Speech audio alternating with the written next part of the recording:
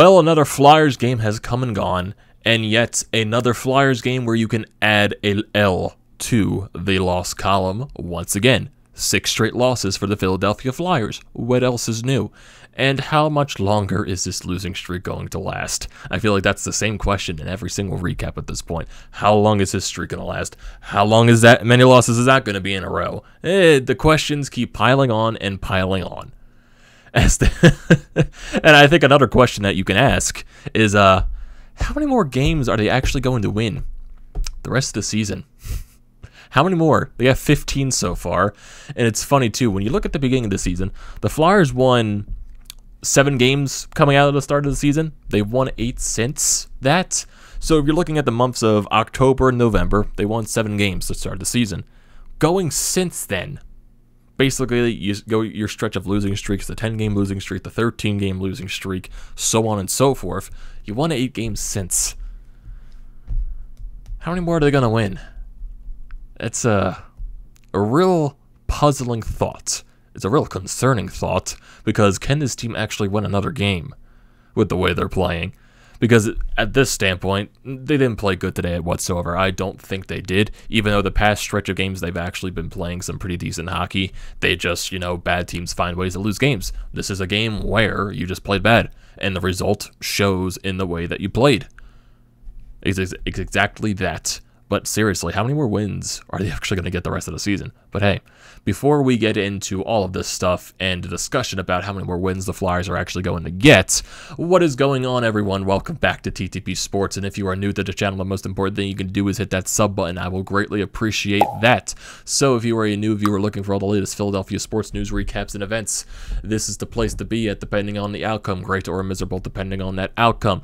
Also, if you're a current viewer of the channel, I am grateful for you being here that long and looking to continue that down the road. And if you are looking for tickets to any upcoming sporting event, concert, whatever you can think of, use the code TTP Sports down below for $20 off your first purchase at SeatGeek. So that could be a ticket to a hockey game. It does not have to be the Flyers. It could be any NHL game you can think of. Basketball, football, when that comes back, baseball, whenever that comes back. Use the code TTP Sports, $20 off your first purchase. $20 takes away the fees. You can use that $20 for a soda, food item at the arena. Definitely can't go wrong with that, so use the code TTP Sports for $20 off your first purchase at SeatGeek today. So the Flyers lose the back-to-back home, the home back-to-back today against the St. Louis Blues by a score of 4-1.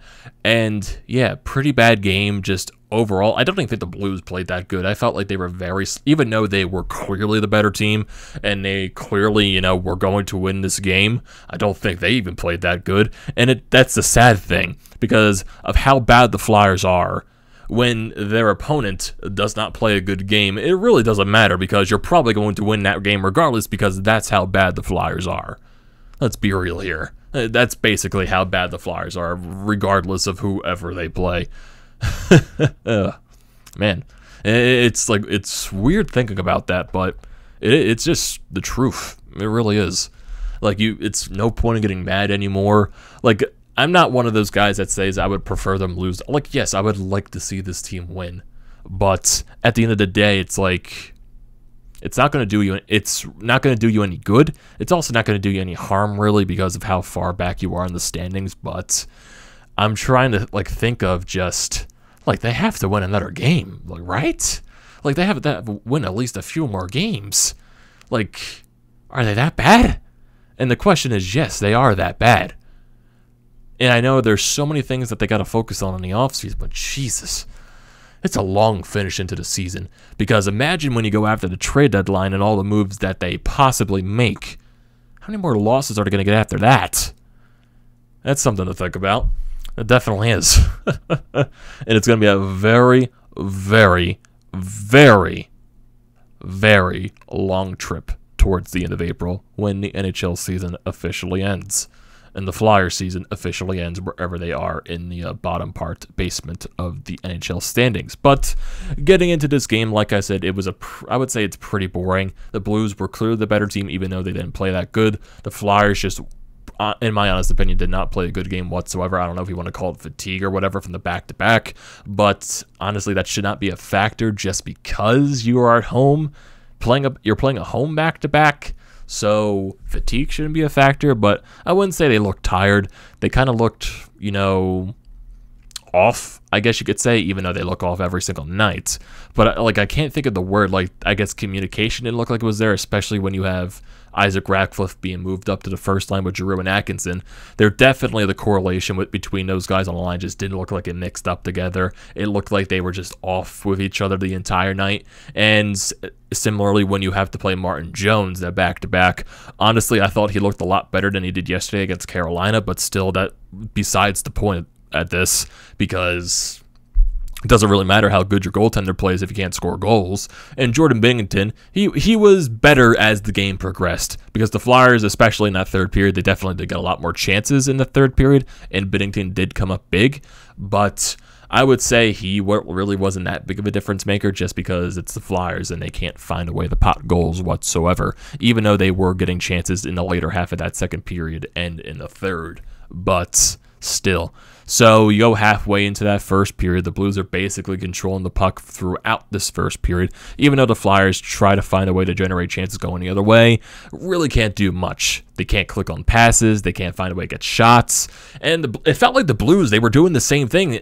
Not that the fact that they looked off, it felt like they were trying to do maybe one too many things. Even when they were trying to score, they were making these tight passes where guys were right next to them, or they were making that extra pass when they probably should have shot, and the Blues honestly could have had more than 4 goals today. 2 of their 4 goals were empty netters at the end of the game. I felt like they probably could have had a lot more if they didn't pass up on a lot of their chances in today's game, but at the end of the day, it doesn't matter. They still won the game, so I guess for the Blues standpoint, it doesn't matter at the end of the day. They probably won't say that they played a good game, because honestly, I don't think they did. But halfway through this first period, they got a rush going the other way. They control in the Flyers zone. There's a little bit of a scramble. Martin Jones making some nice saves, but he can't find a way to cover the puck. And this is a pretty bad defensive collapse, because there's 4 Flyers in the crease, and somehow Braden Shen breaks free and manages to put the puck into the net. Originally, the ref waved no goal because I guess he didn't see the puck go in, but it clearly did go in. It was one of those goals where it went off of the white crossbar inside the net and popped out. So it was obvious it was a goal. The review took like literally 5 seconds, so it becomes a 1-0 Blues lead. That's how it goes into the intermission. You go into that second period, and you're thinking to yourself, man, there haven't been any power plays in this game. That's what I was thinking of, because honestly, the game in front of me was very boring, because one, the Blues were just passing up on so many opportunities, and the Flyers just could not find a way to pop one home. Claude Giroux, and there were some nice moments in that second period for the Flyers. Isaac Ratcliffe made a nice play to spring a 2-on-1 with Claude Giroux, and Claude Giroux just winds up and hits it off the crossbar. It doesn't go in, and there were definitely chances throughout the rest of the game too, but in that second period, the Flyers do get a late power play. The Flyers also have to kill off a Blues power play earlier on in that period, but they kill that off. Nothing happens there, and you go to the Flyers power play in the late stages of the second, and they're definitely generating some chances. They controlled the puck basically in that zone throughout the rest of the second period, and Claude Giroux just missed a wide open net. I'm not sure if Binnington got a piece of this, but G had a wide open net to hit on the one-timer. He just missed it. It went wide, and basically that's how your period ends. There were some nice chances on that power play, but you still go into the intermission down 1-0, and you go into the third trying to make that push to get in, back into this game. So you do tie it, though. The Flyers, they definitely looked like they had a better pace in that third period. The Blues really did not generate any shots until halfway into this third period. That's, I wouldn't say the Flyers dominated. It just felt like you got that extra push from them. And eventually that does result into a goal. Oscar Lindblom getting a pass from Travis Sanheim. He blasted from the point. It looked like there was a deflection in front. Could have went off of one of the Blues players in front past Binnington. And the game becomes tied at 1 goal apiece. But here's the funny thing. When the Flyers get something nice, something bad has to happen in return, just because that's how this season has gone. And that's exactly what happens. The very next shift, I think this is the first line out there for the Flyers, out there against the first line for the Blues, and the Blues controlled the puck in the entire zone the entire time on that shift, and it turns into actually one of their best passing plays of the night for the Blues, and it turns into a Vladimir Tarasenko goal, where he is wide open in the slot, gets that one-timer, puts him past Martin Jones, and boom, instantly after that, like 40 seconds later, it becomes a 2-1 Blues lead again. So the Flyers enjoy a tied game for a mere 40-something seconds. And yeah, that's basically your description of the entire Flyers season. I have no idea how that keeps happening, really. It's just at that point, do they get so nervous? Is it the next shift, they just take a shift off? I have no idea. I literally have no idea how that keeps happening. But your basic summary is the team is bad. I think that is the basic explanation into that entire thing. But then, so you get the 2-1 lead. The Flyers get a power play late. They can't score on that. They decide to pull Martin Jones, and nothing happens there. The Blues, off of some bad turnovers by the Flyers, turns into a Barbashev goal to make it 3-1, and then Brandon Saad scores into the empty net once again after a terrible turnover by Ivan Provorov in the offensive zone with so many little seconds left in garbage time.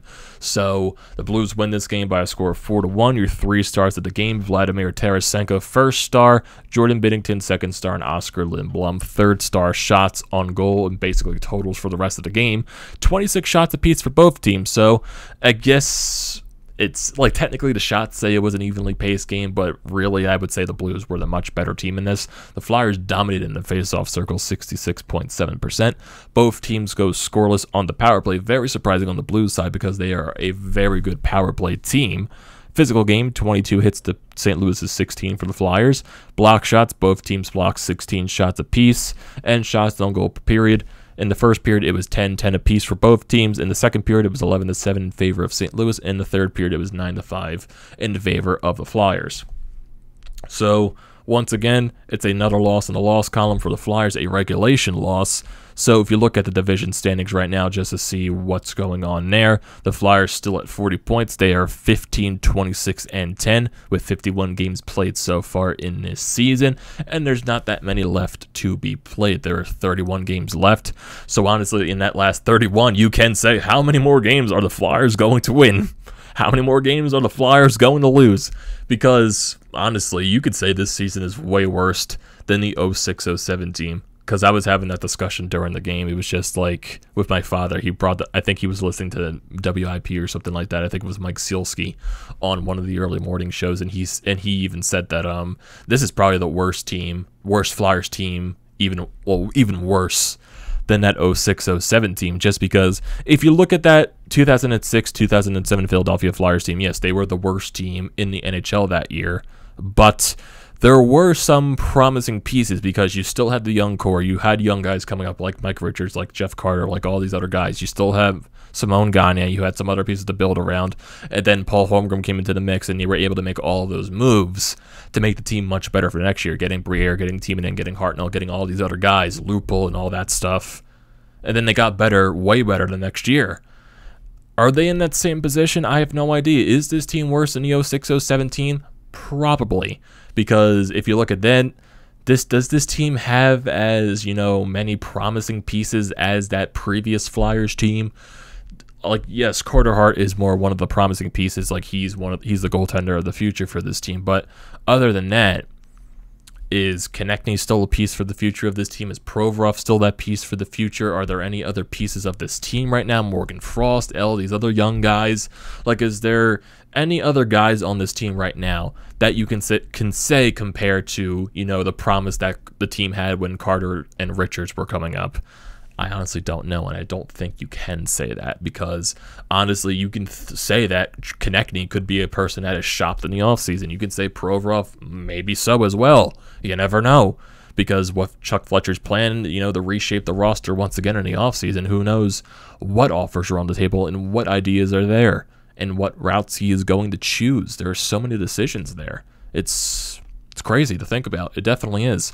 And looking at the rest of the league standings, right now the Flyers are the 5th worst team. They're 28th in the league. Like I said, they're 15, 26, and 10, 40 points. They are a point ahead of the New Jersey Devils, who have 39. They're 4 points ahead of the Seattle Kraken, 10 points ahead of the Arizona Coyotes, who have 30 points, and the Montreal Canadiens, they have 29 points in last place in the National Hockey League. So, looking at the rest of this Flyers schedule, mainly more the homestand, because you can just basically say maybe what games they lose, how longer this streak is going to last. So you got 3 days off until your next home game, which is on Saturday at 12:30 once again against the Washington Capitals, who you played last week and, choked in embarrassing fashion at the end of the game. couldn't hold on to that lead. How's that game going to go?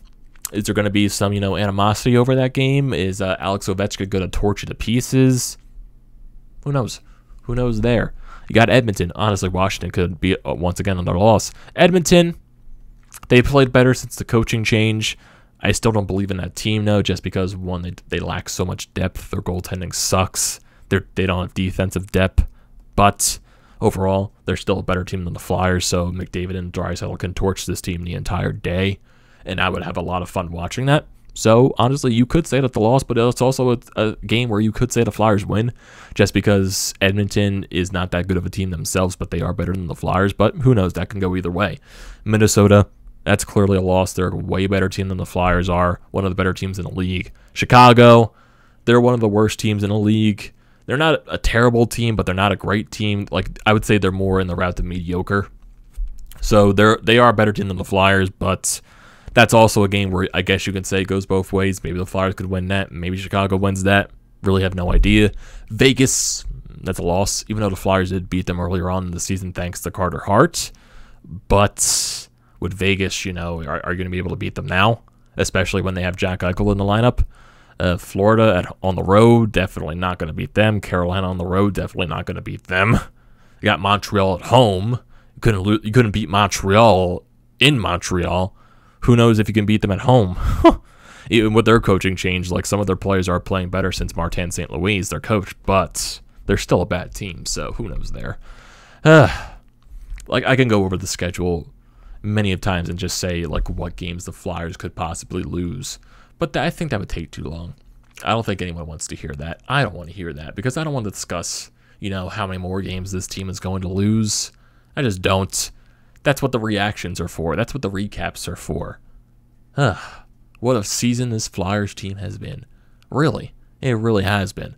And I guess you could say, thank God there's 3 days off so we don't have to watch them. But still. I don't know. I don't know. I kind of lost my train of thought in that couple of seconds. So I guess this is a good place, better than ever to end the video. So what are your thoughts on this game, everyone? How long do you think this losing streak is going to last? When do you think the Flyers are going to win their next game? I want to hear all of those thoughts and opinions down in the comment section below. So don't forget to leave those there. Don't forget to drop a like on this video. Don't forget to check out the Painted Lines, which I'm a part of. Their links are down in the description below. Also, don't forget to check out the links to Broads Media, the Florida Pod merch website, and also Flyers Nitty Gritty. All that good stuff is down in the description below. Don't forget to check those out. Like I said at the beginning of the video, the most important thing you do is hit that sub button and also use the code TTP Sports for $20 off your first purchase at SeatGeek. And I will see you next time.